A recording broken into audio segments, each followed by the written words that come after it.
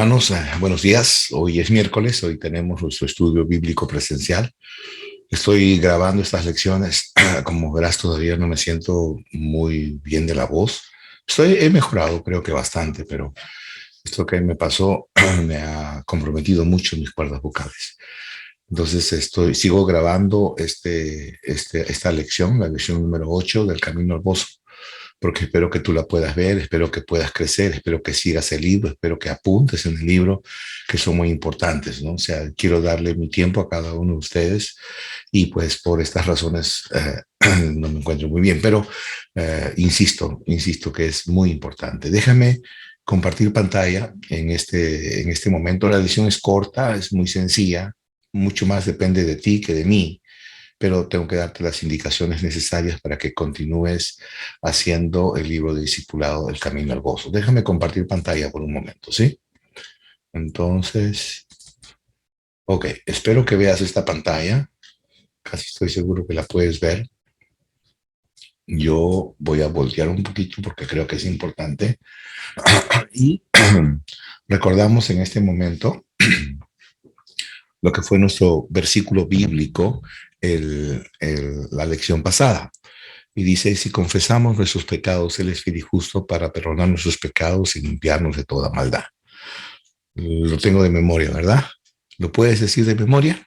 Ok, te doy 5 segundos para que lo digas de memoria. Te ayudo. Sí.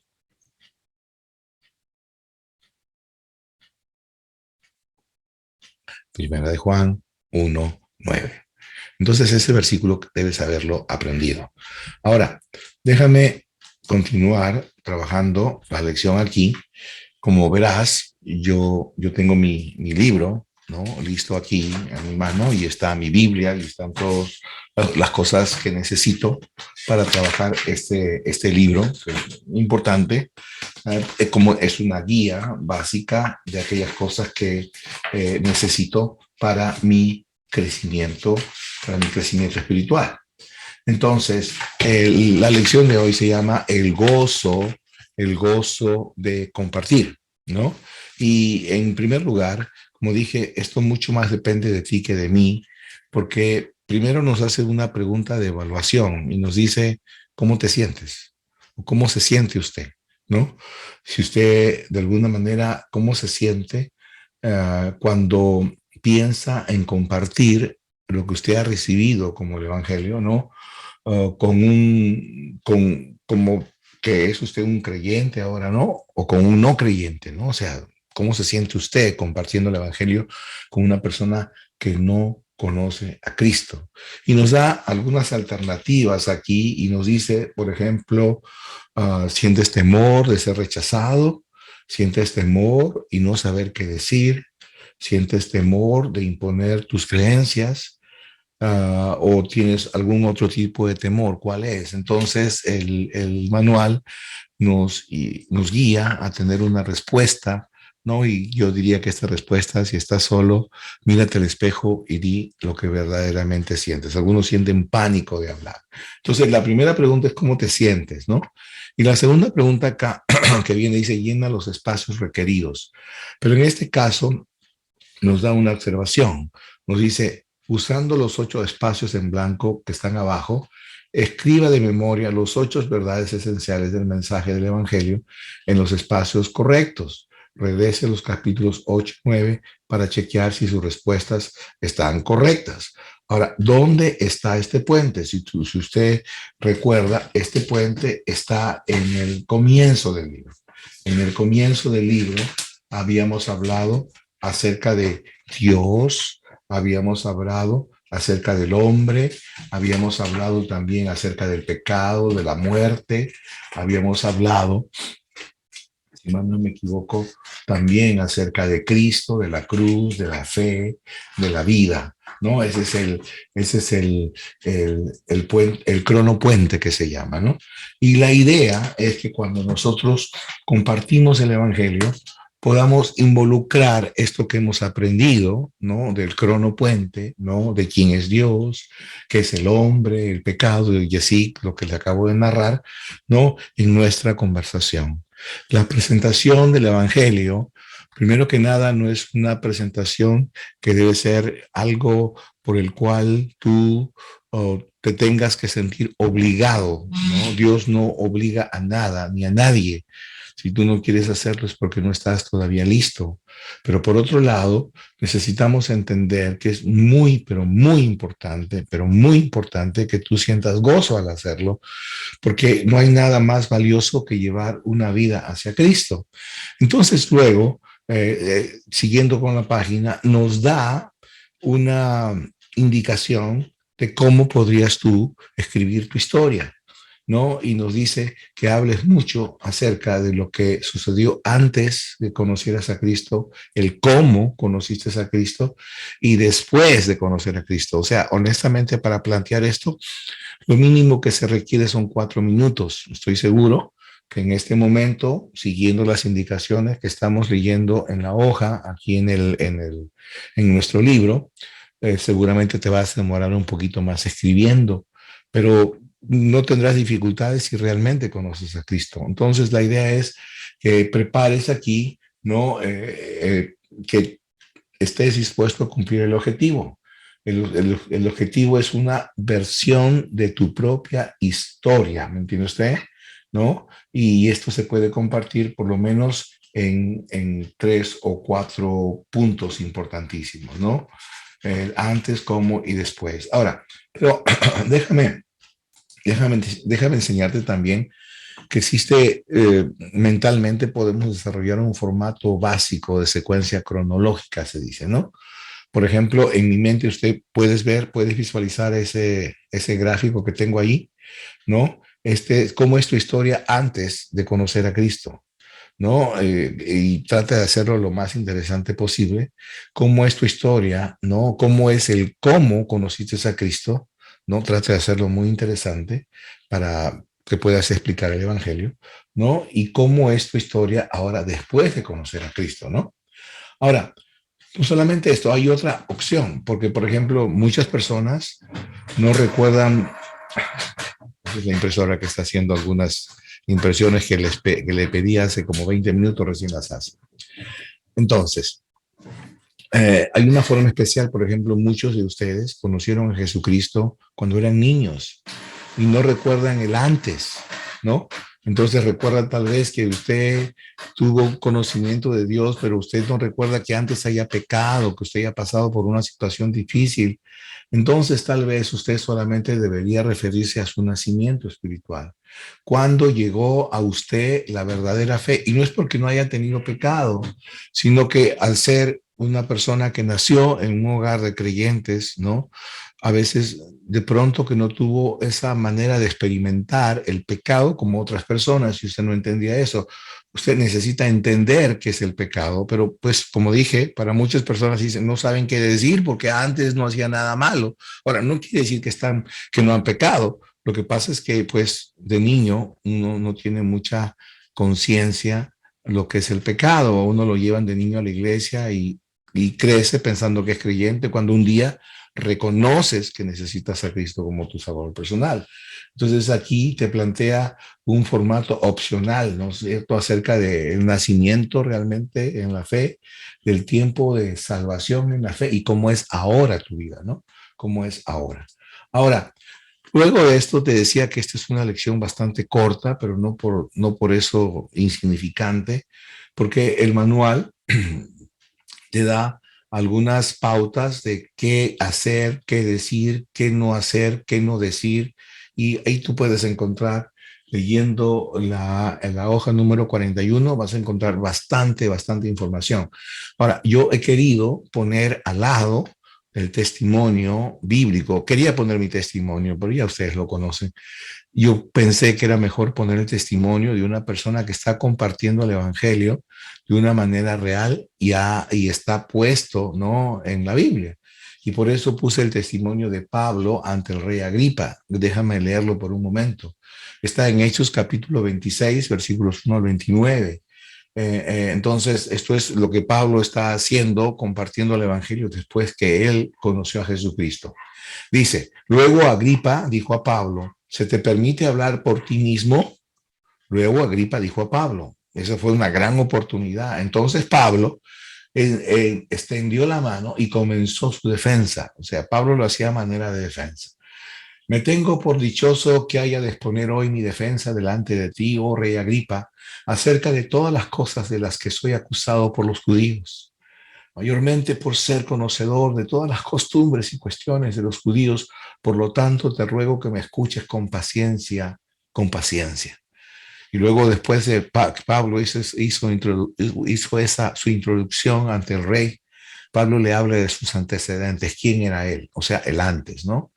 Mi manera de vivir desde mi juventud, la cual pasé desde el comienzo entre los de mi nación y en Jerusalén, la conocen todos los judíos. Ellos me conocen desde antes, si quisieran testificarlo, que conforme a la más rigurosa secta de nuestra religión, viví como fariseo. Pablo dice que el ser religioso para él era vivir en una secta, especialmente los fariseos, ¿no? Y dice, y ahora soy sometido a juicio por la esperanza de la promesa que Dios hizo a nuestros padres.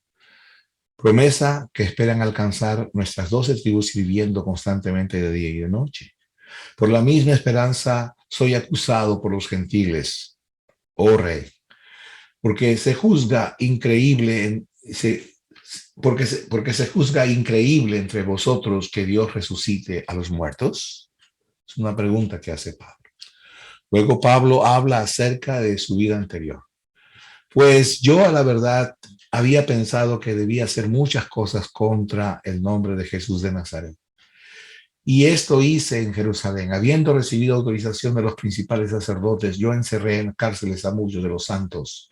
Y cuando les mataban, yo di mi voto contra ellos, mi consentimiento. Muchas veces castigándoles en todas las sinagogas, procuraba obligarles a blasfemar, es decir, hablar mal de Dios. Y endurecido en extremo contra ellos, los perseguía hasta en las ciudades extranjeras.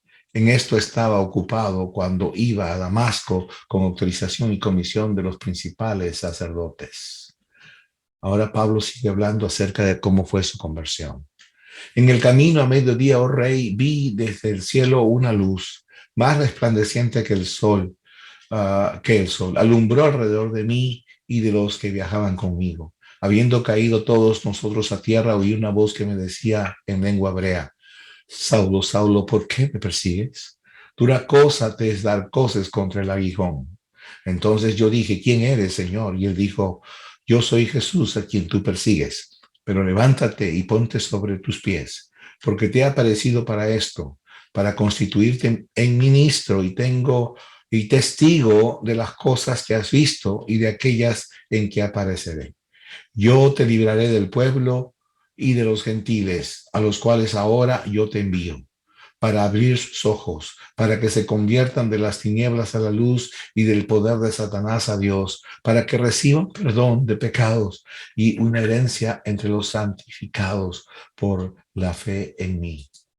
Pablo sigue hablando ahora, testificando acerca de la vida después de la muerte, dice, o de la vida después de su conversión. Dice, por lo cual, oh rey Agripa, no fui desobediente a la visión celestial, más bien primeramente a los que estaban en Damasco y en Jerusalén y por toda la tierra de Judea, y a los gentiles les he proclamado que se arrepientan y se conviertan a Dios, haciendo obras dignas de arrepentimiento. A causa de esto, los judíos me prendieron en el templo e intentaron matarme. Pero habiendo obtenido auxilio de Dios, me he mantenido firme hasta el día de hoy, dando testimonio a pequeños y a grandes, sin decir nada ajeno a las cosas que los profetas y Moisés dijeron que habían de suceder, que el Cristo había de padecer y que por ser el primero de la resurrección de los muertos, había de anunciar luz al pueblo y a los gentiles.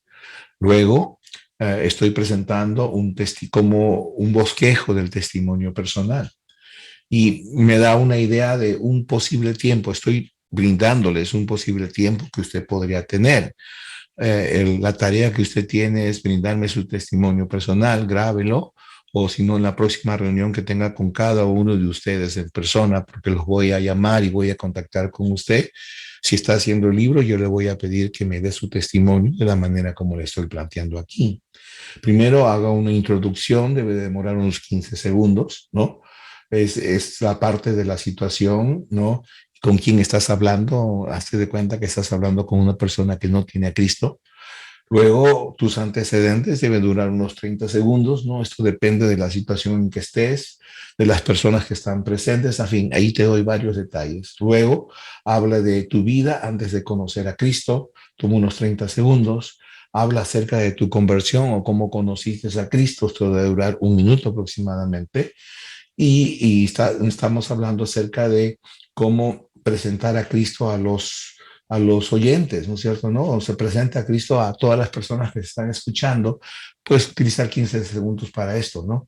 Esto se basa en circunstancias, en cuánto interés tienen las personas de escucharte. A veces a mí me ha tocado estar en un cumpleaños, alguien que me invitó que no es creyente y de pronto saben que soy pastor y quieren que les dé algunas palabras de aliento y yo lo que tengo que hacer es hablar de lo que Dios hizo en mi vida. Esa es manera de dar un testimonio, ¿no?